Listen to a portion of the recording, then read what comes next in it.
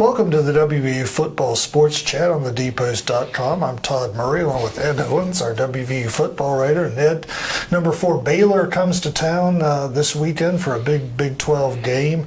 Both teams coming off comeback wins. WVU came from 14 down to beat Texas Tech, and Baylor, down 21 against TCU, rallied against them. Which comeback was the most meaningful?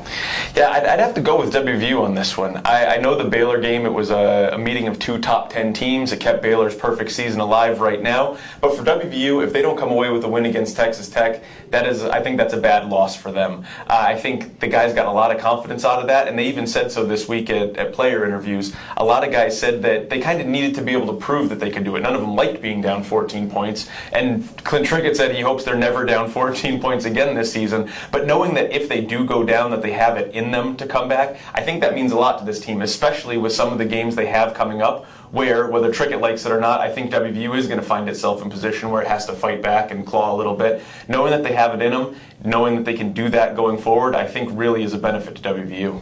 You look at this Baylor team, and they're number 1 statistically in just about every offensive category, and they're number 1 or number 2 defensively, as well. I mean, how good is this Bears team?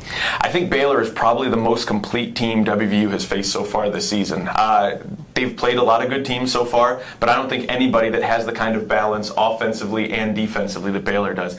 As you mentioned, they're number 1 in the Big 12 in scoring at 52 points per game. They're number 2 in the Big 12 in scoring defense, 20 points per game. They've also got the top passing offense, the top rushing offense, the number 2 passing defense, and the number 2 rushing defense. I mean, from top to bottom, Baylor is getting it done.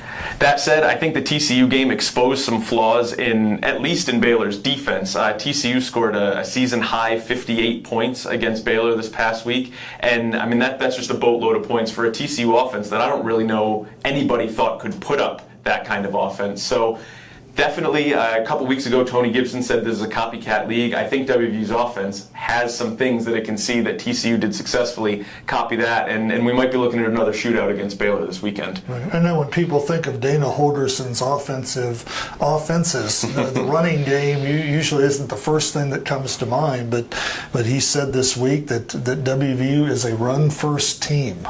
Absolutely. He said it, and players backed him up on it, that they are very confident in their running game and what they can do. Russell Shell's number 3 in the Big 12 in rushing right now. They're coming off a game where they had 2 guys break 100 yards, which is something this team hadn't done since 2008. Wendell Smallwood's coming off a career best 123. They are running the ball, and they're doing it very effectively. I think the reason they're doing it, though, is because teams are paying so much attention to WVU's outside receivers. And as Shannon Dawson said, as Dana Holgerson said, when teams focus that much on the outside, they're going to take what the defense gives them, which is the run. I think they're a run-first team by default because defenses are paying so much attention to those outside guys. If defenses start coming in, trying to play that run, they're not going to hesitate to going outside and going back to guys like Kevin White, who, oh, by the way, leads the nation with 888 yards. So as much as they're a run-first team, they still rank 2nd in the Big 12 in passing. Kevin White is still the nation's best receiver. It's kind of nice for them to have that balance, which is something they've never had under Holgerson here. Right. WVU got cornerback Daryl Worley back for the Texas Tech game, and obviously they're going to need him this week when Bryce Petty comes in here, especially after the game he had against TCU. Yeah, just the nick of time for Daryl Worley to be coming back to WVU's defense. He got his feet back under him against Texas Tech. He even admitted this week that he was rusty early against Tech, but he found his footing as the game went on. He felt like he played a lot stronger in the second half, and I think the numbers bear that out. Texas Tech took some shots against Worley last week, and he was really able to respond, especially late in the game, came up with a couple big breakups, and I think that means a lot, like you said, going into Baylor where Bryce Petty is going to take them deep. They're going to test WVU secondary. You've got a guy like Corey Coleman, number 3 in the Big 12 in receiving, KD Cannon, number 4 in the Big 12 receiving. So Baylor has the weapons, and they're going to try to spread WVU out. They're going to take them deep. Not only is Worley a good, solid player for them, but he's also another warm body. I think the cornerbacks are going to get worn out this game. You're going to need guys like Terrell Chestnut. You're going to need guys like Ickey Banks and Ricky Rumpf to be fresh, have those fresh legs, and be able to go the distance against a Baylor team who I don't think is going to take their foot off the gas. It'll be interesting to see how it all plays out. And Ed, thanks for your time. And